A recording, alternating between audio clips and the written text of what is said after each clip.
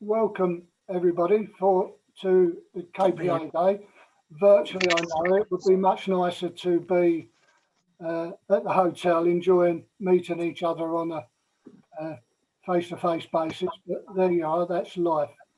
I'd like to just remember all we have lost over the last year. It's been a dreadful year to COVID and other things, in particular our President, Ken Tuplin, and a long-term member of our committee, David McDonald.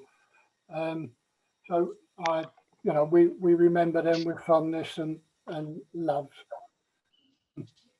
Housekeeping, I have to tell you, please mute yourselves unless you are talking.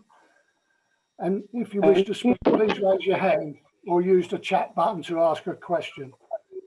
And I'd now like to introduce you to Paul Cockwell, a consultant, and he's going to talk about the impact of COVID, which has been part of our world for the last year or more.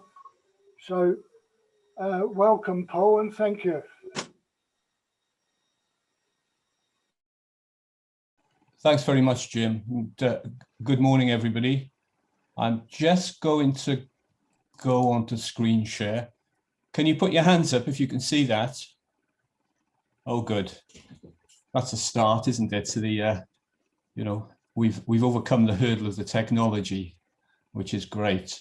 I'm going to show the slides like this because if I put it onto full screen share, you'll get presenter view, which is a bit of a fractured appearance. So I'm just going to show the slides in this way, so you can see the slides that are coming up on the left, but I've just made that as small as possible. So thanks ever so much for inviting me to talk to you, and thank you all for all the contributions that you're making and have made, particularly through this last 12 months or so, which has been an extraordinary time. And thanks very much, Jim, for your kind words about Donal. Donal's a huge loss to the kidney community, and we're going to feel his loss for a long period of time.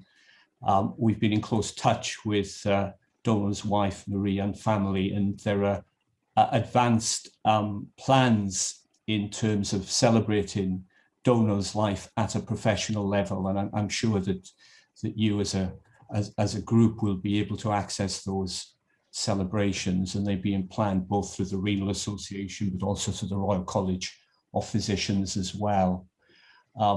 So what I'm going to do this morning is to take you through the following areas. I'm going to just remind you what the current status is of COVID-19. I'm then going to talk to you about the impact of COVID-19 on people with kidney disease, particularly the dialysis patients, and you're very aware of the huge problems that dialysis patients have sustained with COVID-19, with a very high death rate of people receiving, particularly in-center hemodialysis, from COVID-19. And I'm going to spend the last 10 minutes or so talking a little bit about vaccination. What I'm going to try and do is move through things fairly quickly so that we get the opportunity for some conversations. And Jim, if you want me to pause at any time, you just say, okay, because there may be questions coming through that people may want to ask and pick up on as I show you some of the slides that I'm going to show you and talk you through those. So this, you all know, is the coronavirus that's causing COVID-19. And remember that there are lots of different types of coronavirus, and many of them cause no infection or cause the equivalent of what's a simple cold. But this particular mutation leads, in many people who get it, to this disease that's called COVID-19. So COVID-19 is the disease associated with this particular virus. And the reason I show you the virus close up with this very high powered magnification using an electron microscope is to alert you to these features on the surface. These are called spike proteins. So when people talk about spike proteins, this is what they're talking about. And these spike proteins are really important for a reason that I'll tell you in a moment. And when we talk about COVID-19 and we talk about spike proteins and we talk about vaccination, what we're talking about is how do we stop these spike proteins from allowing the virus to.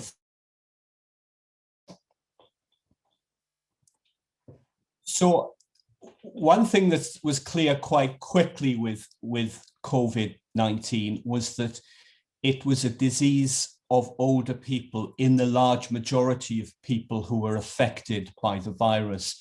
And this just reminds you that if you look on the left here at the bottom, is that most young people, children, are asymptomatic with COVID-19. And that, of course, is a big problem at a population level. There's a big concern at the moment with the schools going back, because asymptomatic school children can then bring COVID-19 back into family homes. And that, of course, has a particular impact on multi-generational families living in the same house, particularly where there's overcrowding. One of the reasons why COVID-19 has been clustered in terms of its impact in people of lower socioeconomic status and in people who live in more deprived circumstances. And then as you get older, the proportion of people who are affected by the disease in a major way increased. So that by the time you get to the age of 70 or more,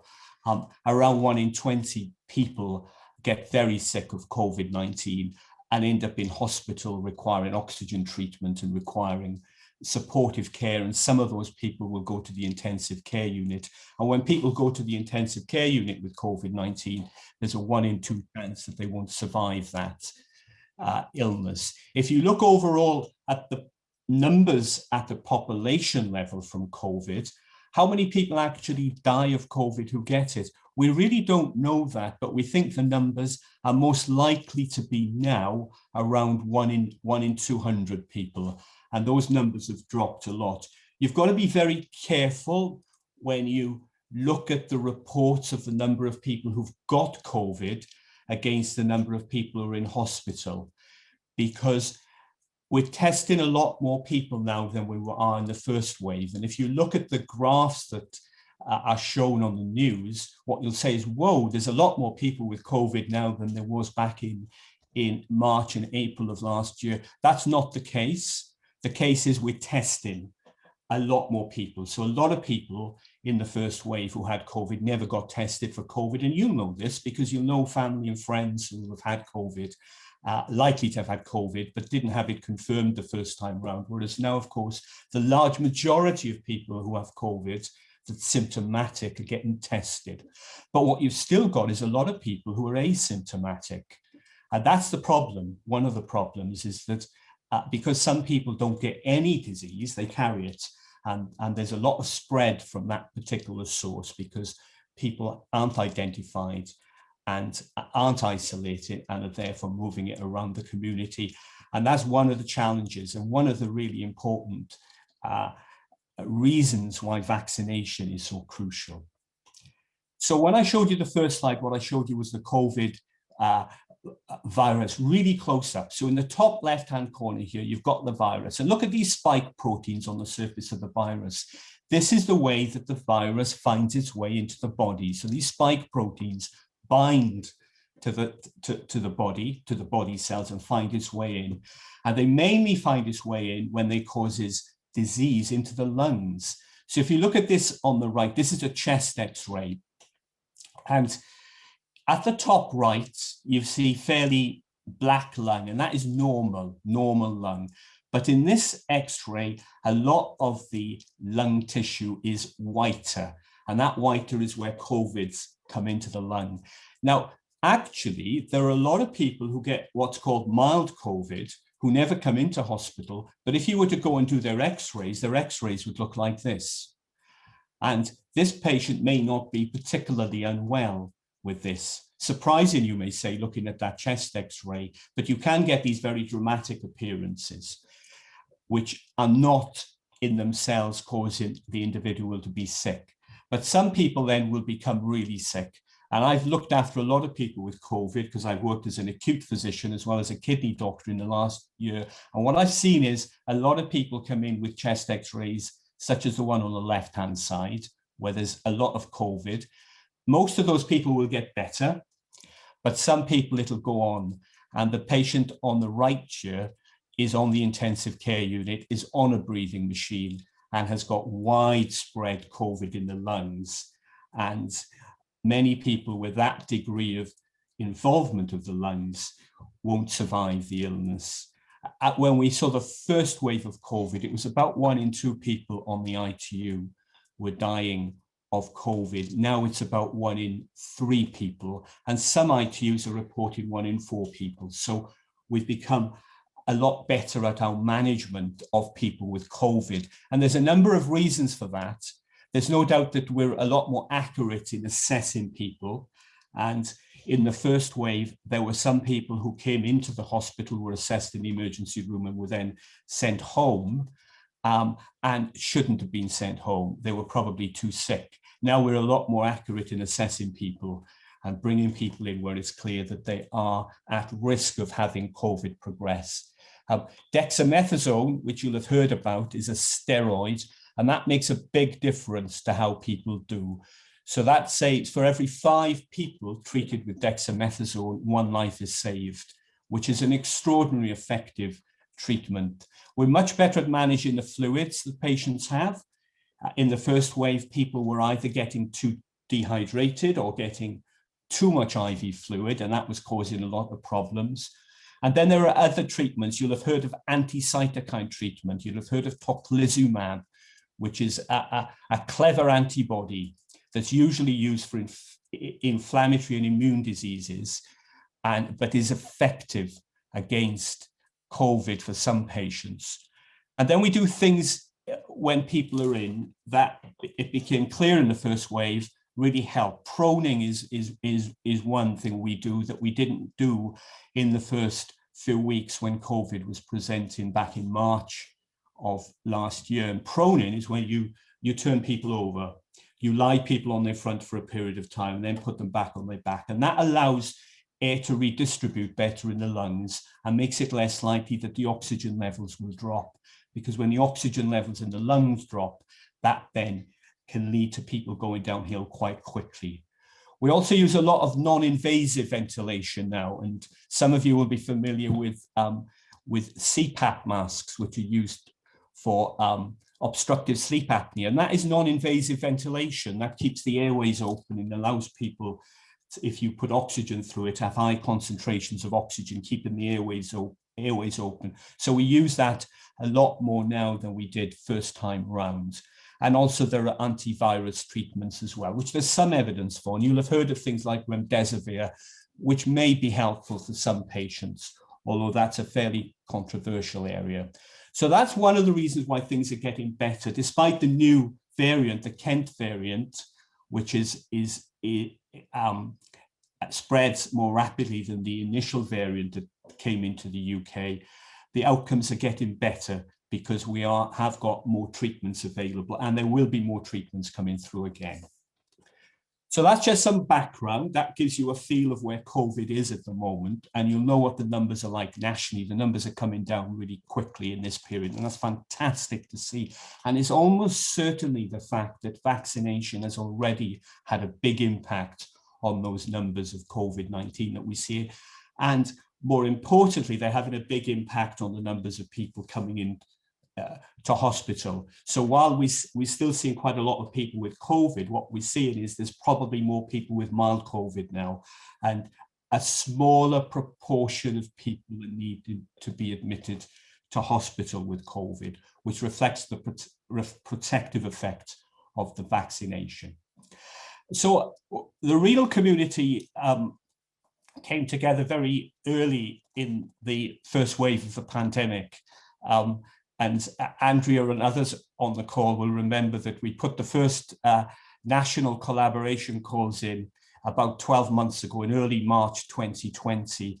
And what was clear to all of us who were in leadership positions, be it in the professional bodies or in the patient bodies, is that we had an existential problem approaching us. And we came together and we worked very closely together and continue to work very closely together as a collaboration. And that collaboration, in the way that it works with regular national calls where people come together and brief as to what is going on in the kidney community and identify what needs to be done, but also a lot of work streams that go on looking at particular areas that we need to address in respect of COVID. And I'll talk about 2 or 3 of those in the next few minutes or so. One thing we had to do, and we did early that was crucial, was we measured. We had to define what the impact of COVID was for people with kidney disease, and I'll show you that in a second. You'll be aware of all the patient information that's come out, and that's come out as a collaboration. We've produced detailed guidelines. We've advocated nationally, we've lobbied extremely hard, and most recently we've lobbied hard around vaccination to ensure that people receiving dialysis in particular are prioritized for vaccination. And at an organizational level, we've got regional networks which support each renal service to do the best for patients in this particular period. Now, what this slide shows, this actually is a bit old. It's about 4 months old, and I've not updated it to put in the vaccination work streams. But this shows everything that's been going on in terms of all the work streams that have been happening at a national level, how they link into a regional level. And around the outside of this, you can see all the outputs, the guidance that's been produced around kidney disease, the clinical trials that have been done, the advice, we've provided advice to SAGE, we've run a lot of education, a lot of webinars, and we've produced a lot of guidance, and we've supported people to practice as effectively and as accurately as possible in this particular period. And there's major resources available. If you go on the Renal Association website, the Renal Association hosts all the collaborative work that we've put together as a community on the professional side, and that's included really strong input from patients in the development of that resource. And you can see on the bottom right that you can access, of course, the patient information. And I'll come back onto that in a second. Again, that's been a collaborative exercise. So the measurements that we did identified very early that COVID-19 was catastrophic for patients receiving dialysis treatment. And what we did was we used the renal registry. And those of you who are familiar with the renal registry know that it is a resource which gets information from all patients receiving dialysis in the UK, which allows us to assess the quality of care that people have. And it identifies how individual units are doing against it for different groups of people. And you can see that information is all in the public domain. So you can look at your own renal service and you can see what the mortality is, how many people are dying in the first year after they start dialysis, what the long-term mortality is, what the blood counts are, what the hemoglobins are, what the phosphate levels are, how many people are on home therapies. That's all available in there. You can have a look at that and you can see what reflects to your own units.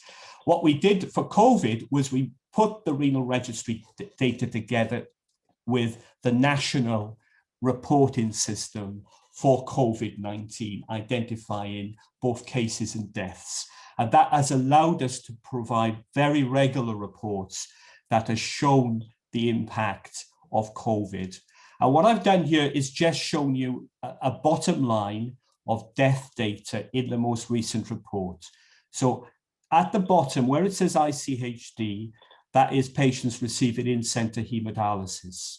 And of all patients in the UK receiving in-center hemodialysis at a satellite unit or a dialysis unit in a hospital, in the last year, over 3% of people have died of COVID-19. So that's, at the time of this last report, is 657 patients through to the 3rd of March 2021. And you can see the difference between hemodialysis in centre and home therapies. So 1.5% of people receiving home therapies. And of course, a lot of that is because people who receive in-center hemodialysis haven't been able to isolate. They've had to travel into dialysis units. They've had more exposure to other patients, therefore, and to staff members. And there's undoubtedly been a passage of the virus associated with the inability to shield that people receiving home therapies have been. Romel's going to talk to you a bit about transplantation a little later, and you can see that the percentage of transplant patients who died to March 2021 of COVID was 0.4%. So 4 in 1,000, whereas over 3 in 100 dialysis patients had died. And this has got a load of focus. This is taken from a paper that's just been published by the International Society of Nephrology, and it's based on the UK. So the UK data's really driven a lot of what's been understood nationally about COVID. So if you're on dialysis, you've been up to 20 times more likely to be infected early in the first wave. We now think that at least a third of dialysis patients have been infected, and some units are reporting up to 2/3, and that up to 1 in 3 people who've got COVID in some units have died. Now, one of the really stark figures for risk of death for people on dialysis, in-center dialysis, is the risk of a 20 to 39-year-old who's receiving in-center dialysis. When they get COVID-19, they have the same risk of death as somebody who's over 80 in the general population. So there's a huge increased risk. When you go out to the age of 80 or more, if you're on dialysis and you're over the age of 80, you have a 10-fold increased risk of death compared to somebody who's age matched.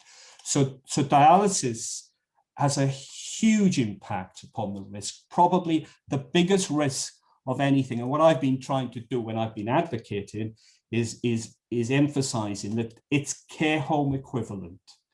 The same proportion of people on in-center hemodialysis have died as COVID-19 as people in care homes in the UK. In fact, the dialysis data is a lot more accurate than the care home data, but it's a similar proportion. We moved very early, therefore, to do as much as we could to minimize the risk of COVID-19 for people receiving dialysis. And there's extensive guidance that we've provided on that. This is the last version of the guidance, and this is on the Renal Association website. And this is a very detailed document, but it provides units with a structure which allows them to risk stratify their units, as shown here on the left, and then it gives accurate pathways for what to do if somebody has had a contact who's receiving dialysis, if somebody has suspected COVID, or if somebody has confirmed COVID. And we've put an enormous amount of structure in place to ensure that there is balance across the country so that all renal services are working as accurately as possible to ensure that happens. And of course, with that happening on the professional side, you've also seen a lot of information on the patient side. You've seen patient webinars, and you're very familiar with the COVID-19 guidance for patients with kidney disease that's hosted on the Kidney Care UK website, but represents a collaboration across the community, including a collaboration with the NKF. And that's been a really important principle for us in this particular period, is that we've focused on there just being one resource on the professional side, one resource on the patient side, rather than having multiple areas with perhaps advice that's a little different. And I think that's a template for the way that we work going forward on the professional and patient side. So that's an overview of what's happened. The last couple of minutes now, let's talk about vaccination. And the way out of this pandemic at a population level is through vaccination. And the way out of it for people with kidney disease is through vaccination. And if you go online, you can find this making the case. This is based on UK data, again, making the case for vaccination for people with dialysis. One thing I want to say at the outset is be very careful at the moment that you don't overjudge some of the early data around vaccination in people with transplants and on dialysis. There started to be some stories coming through to say that it's not effective. That is not the case. It's too early to make the case.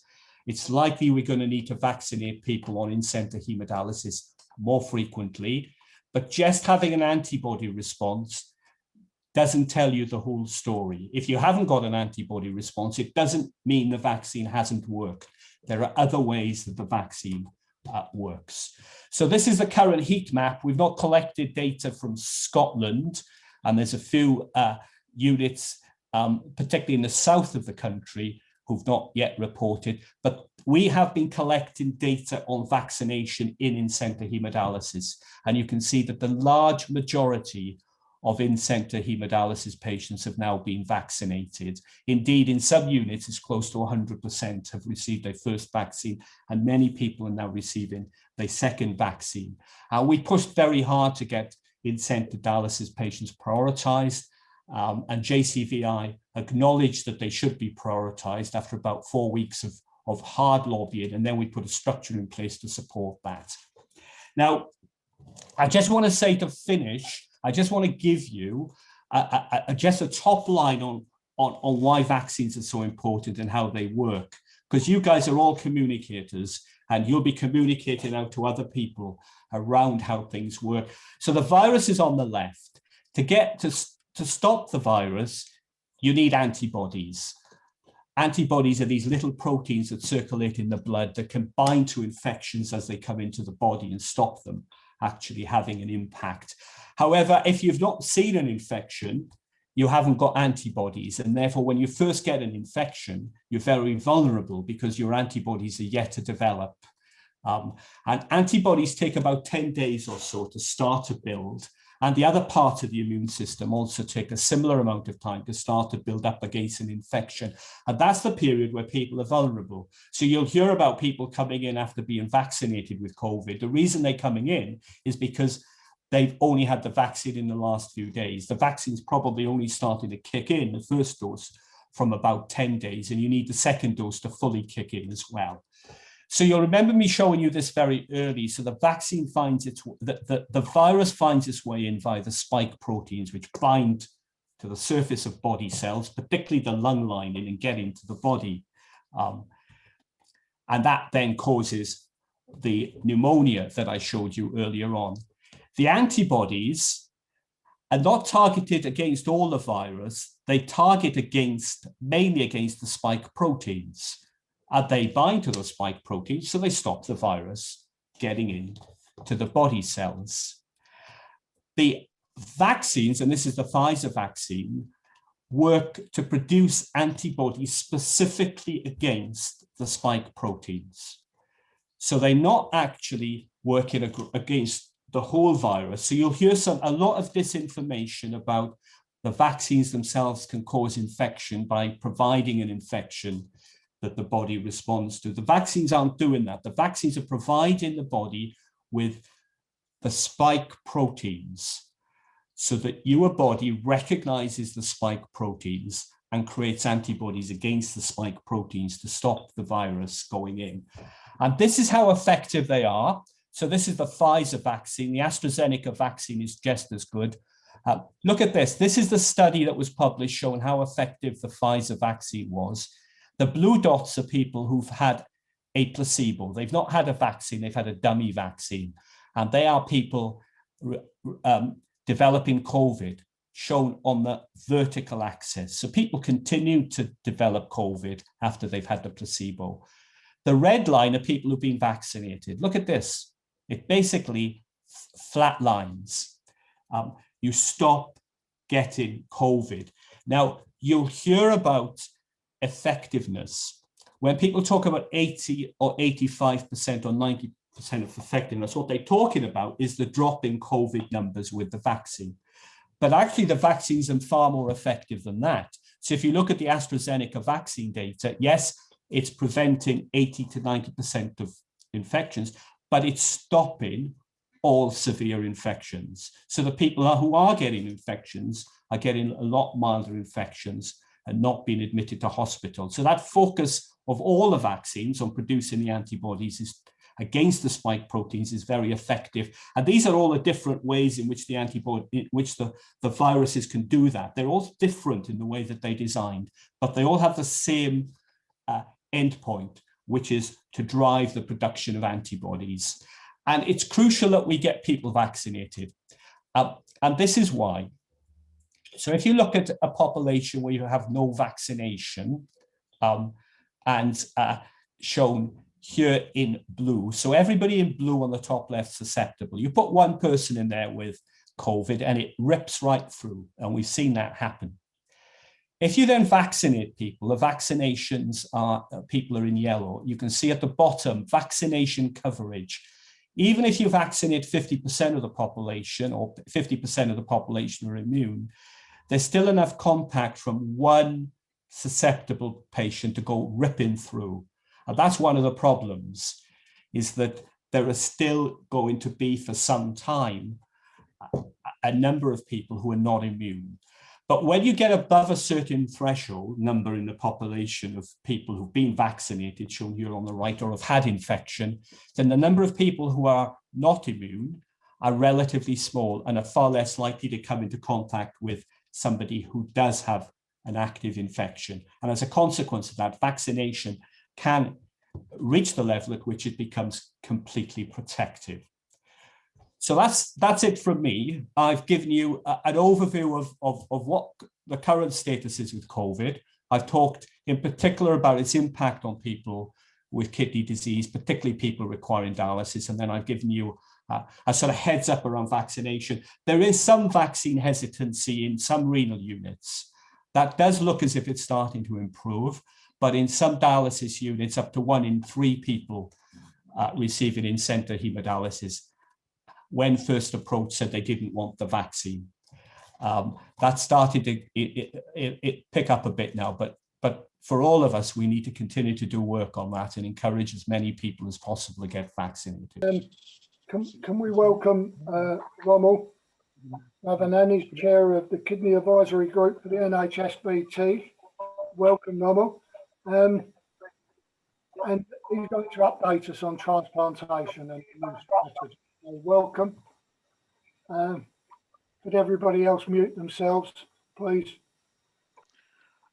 Jim and Andrea, thank you very much. I realize I am about 4 minutes early, so I'm very happy to wait if your previous discussion needs to continue. So. No, Ronald, it was just a chat, informal chat while we had some time. Okay, okay. Please carry on. Okay. Thank you. Thank you. Colleagues from the NKF, good morning, and Andrea, thank you for having me.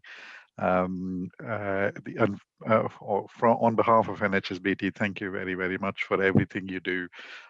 Your support and the work you do is very important for patients and is also very important for NHSBT to try and achieve the aims that it sets out to achieve. So if I try and screen share, Andrea, will you let me know if it's not visible? Yep. I'm hoping you can see the first slide, which is basically the title as it stands.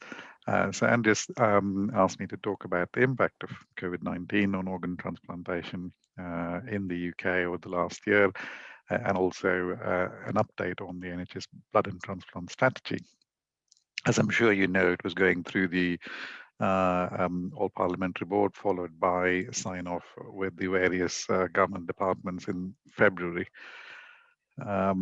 So, if I can move, apologies.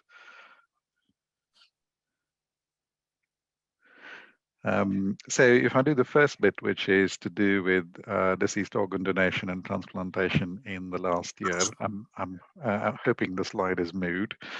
So that's a graph of what's happened over the last 10 years. So this is prior to COVID, and this just helps set the scene, as it were, over the last 10 years. So I first became a kidney doctor in 2000 in Bristol. I was a trainee, And in 2000, if you did about 60 kidney transplants a year, Bristol was one of the sort of medium to slightly bigger than medium-sized centres. That was good going. So fast forward to 2019-20, we're doing about 120, 130 transplants in the same sort of calendar year. So things have changed a lot, and probably one of the biggest impacts was this fall in the size of the waiting list, as well as the amount of time people were waiting for an organ transplant. Obviously, most of the data that NHSBT produces is dominated by kidney transplant data. 70–80% of all transplant data is to do with kidneys.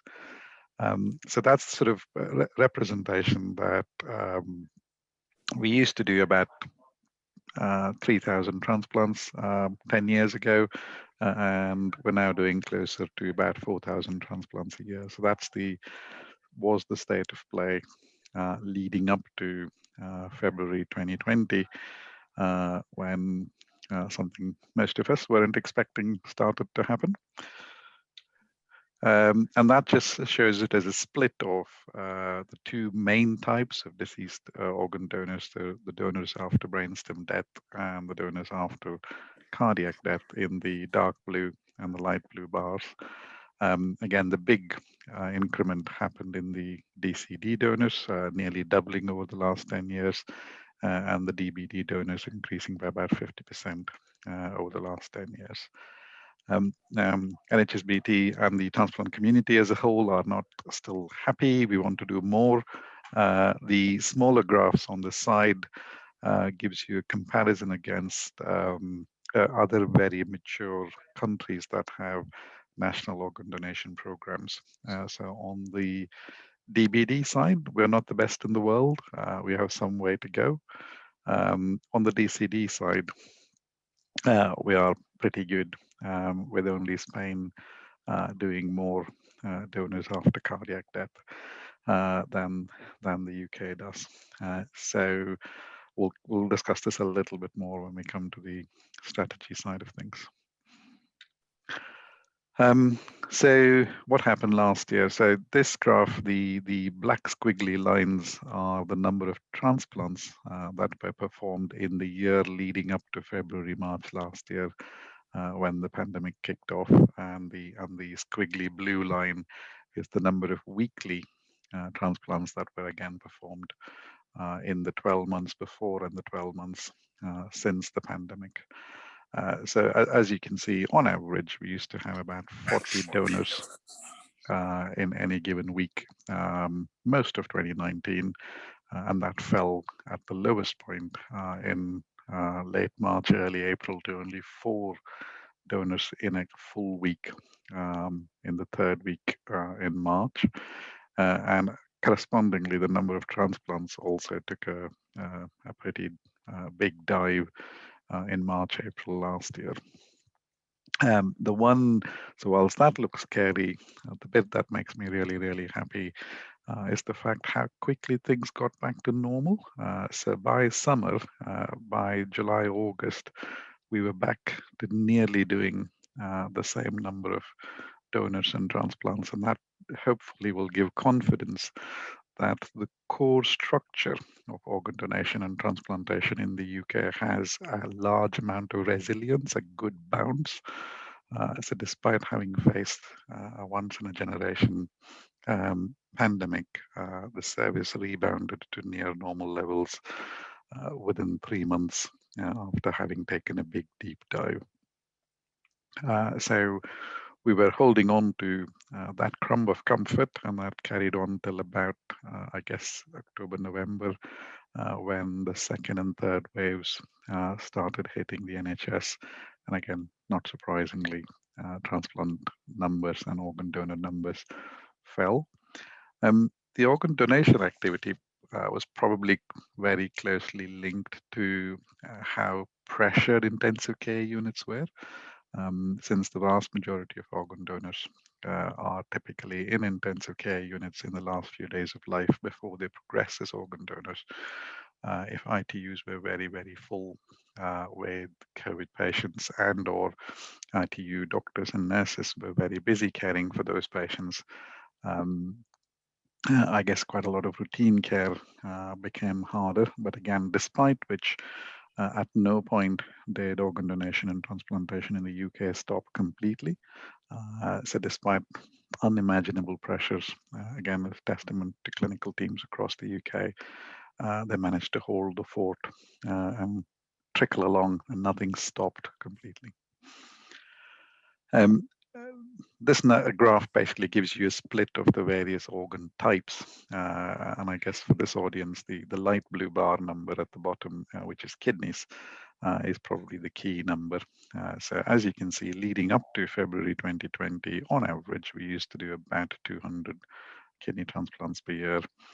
April was the lowest number at about 60. But by August, we were back to doing about 200 kidney transplants per year, and then trickled along to about 150 by the time January and February peak hit. So again, one huge crumb of comfort for me is compared to where we were in March, April 2020, where we didn't know what to expect, we didn't know what to prepare for. Lessons learned during the first wave meant that we did not take that big a dip during wave 2 and wave 3. We managed to keep about 60-70% of what would be normal transplant activity going, despite the January wave being probably the biggest ever of the 3 waves that hit us over the last 12 months.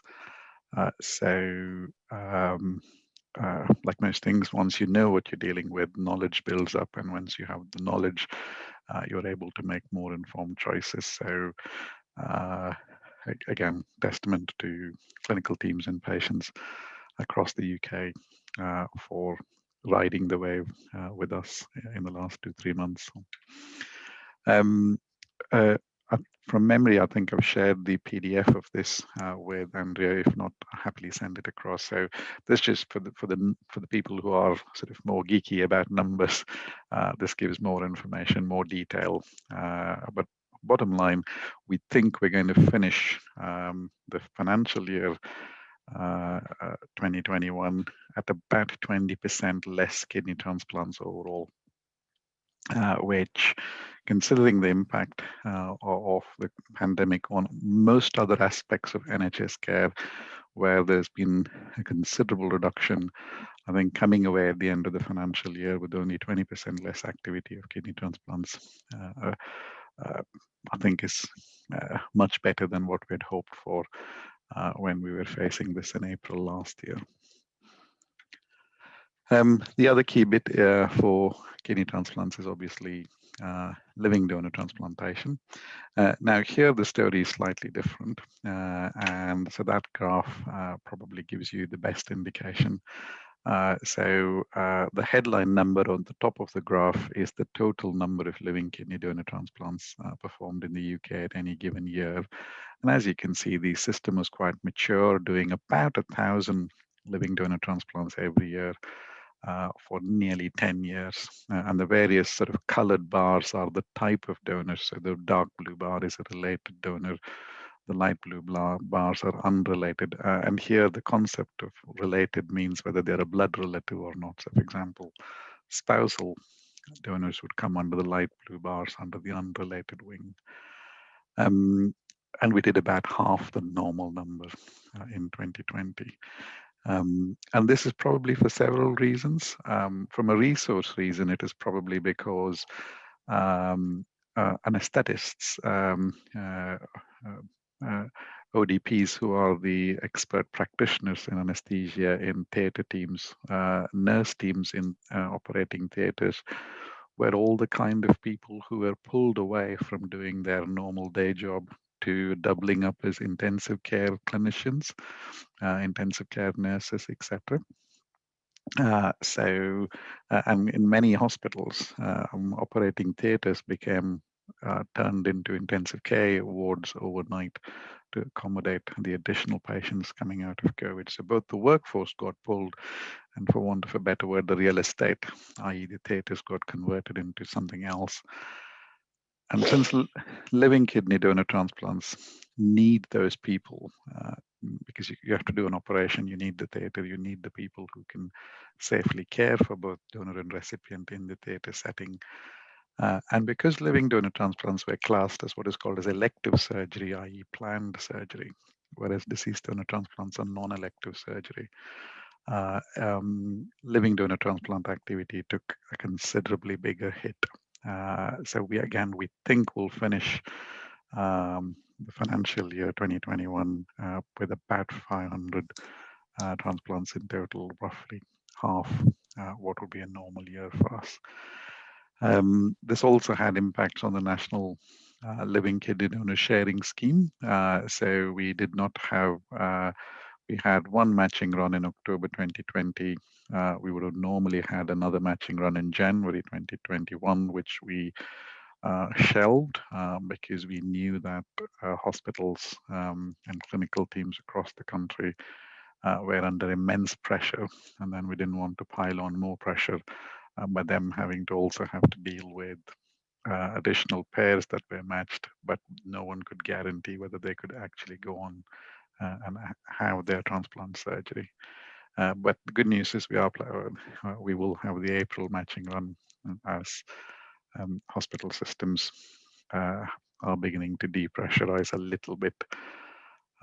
So that was that activity. And then finally, one piece of graph looking at, I guess, how many transplant and kidney patients or waitlisted kidney patients in the UK have been troubled by COVID over the last year or so. So the very dark blue line at the top are patients who previously had a transplant and then subsequently tested positive for the COVID virus. So this goes all the way back to the first wave. And then, as you can see, we had a rapid rise, but most of you will remember in the first wave, we did not have access to testing everyone. Testing was restricted to people who were sick enough to end up in hospital, whereas by June, July, the national testing capacity was hugely increased. So I think that is the reason why you're seeing the very sharp uptick in the autumn of last year. If you had the same testing capacity in March, April, would have probably seen similar sort of numbers in March, April 2020. So about 3,700 people. So this is data up until the second week in March had tested positive. The dark green line with about 800 odd numbers are people who are on the waiting list, most of whom would have been on dialysis, who tested positive. The light blue line are patients who previously had a transplant who tested positive and then unfortunately passed away as a consequence of having COVID. As I'm sure you will recognize from the data that is presented routinely in news items, that these are people who died within 28 days of having had a positive COVID swab test. And the light green line with about 69 are people who are on the waiting list, i.e. people on dialysis, etc., who got infected with the virus and then passed away as a consequence. Through on the strategy side of things, just 1 second for the slides to move. So again, this to set the, I mean, NHSBT's effectively has a sort of 10-year strategy time frame. So the next sort of 2020 to 2030 strategy document had quite wide consultation in 2019 and the early part of 2020.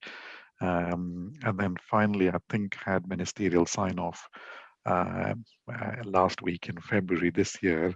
And just to set the scene, so this is looking back at the previous 20 years and the two previous strategy documents,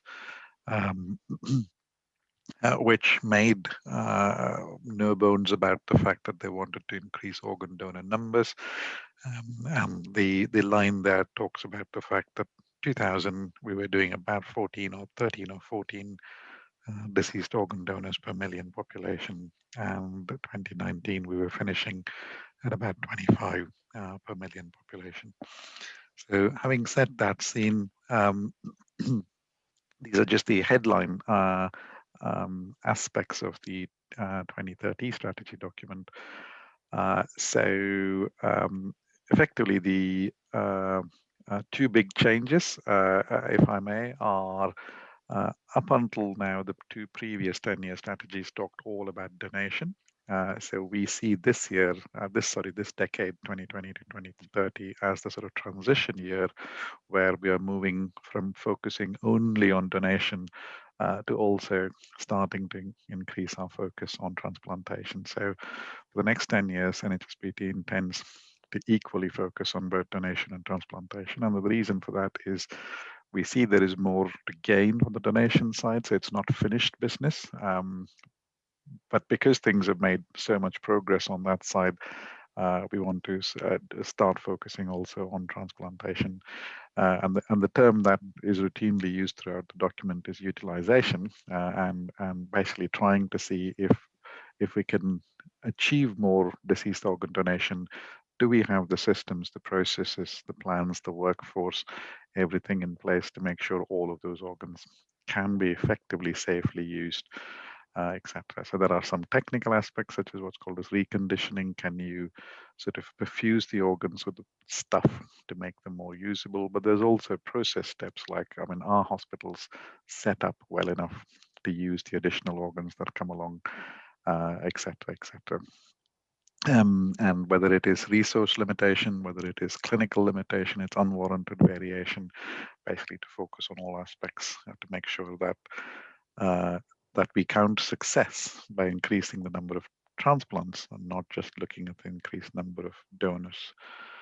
And so effectively it's got 6 pillars, as it were, and the key thing there is it looks at 3 primary aims, and then there are 3 enabling aims, and the hope for the OTDT and NHSBT board is to look at those 6 pillars to try and work on how we can aspirationally aim to do an additional 2,000 transplants. This is all organs. It'll be about 1,400 to 1,500 kidney transplants by the end of the decade in 2030. So the primary bits are things that we think are the bits that will have additional focus, with the enabling bits are the bits that we would need to work predominantly with our NHS partners to make sure, NHSBT itself and working with our NHS partners, the devolved administrations, the health ministries across all 4 nations, to try and make sure that the 2 aims of increased donation and increased transplantation are stitched together in the end to have a world-beating transplant program in the UK. So it is hard to encapsulate sort of 2.5, 3 years worth of work by colleagues in NHSBT and the wider community from a strategy document. But Ben Hume, who's the Associate Director of Strategy in NHS Blood and Transplant, has lived and breathed this for the best part of 2 years, had to stop briefly in 2020 and then pick it up again. But no, testament to lots of people's good efforts and the profile that NKF helps us to achieve via the parliamentary group, etc., means that quite often when we take this to senior civil servants and politicians, etc., at least we are pushing on an open door quite often. So again, thank you very, very much for the work you do to make sure that the profile and the needs of kidney patients across the UK is heard in the corridors of power. So thank you. So the last bit is, again, one of the ethos of ODT has been we want to make all of our information public, so anyone can access this anytime. So if you go to the ODT website and look under the statistics and reports tab, you can interrogate it. There's organ-specific data for people who like kidney data. Most of the presentations we do ends up on the ODT website pretty much a few days after. And none of this would be possible but for the exceptionally gifted, hardworking, and very, very clever stats team in OTDT. So all of the slides that I've used today have been made by Lisa Mumford, Matthew Robb, Rebecca Curtis, so people who are very clever, very expert, and never say no if you ask for any help. So I couldn't do my job but for them. So they are the real heroes in NHSBT. So thank you. Thank you very, very much indeed. It's a brilliant information you've put out to us. It's great. Thank you very much for taking the trouble, and long may your work continue to improve transplantation for all. Thank you. Pleasure, and thank you for having me. And again, thank you again for everything that the NKF does. Thank you.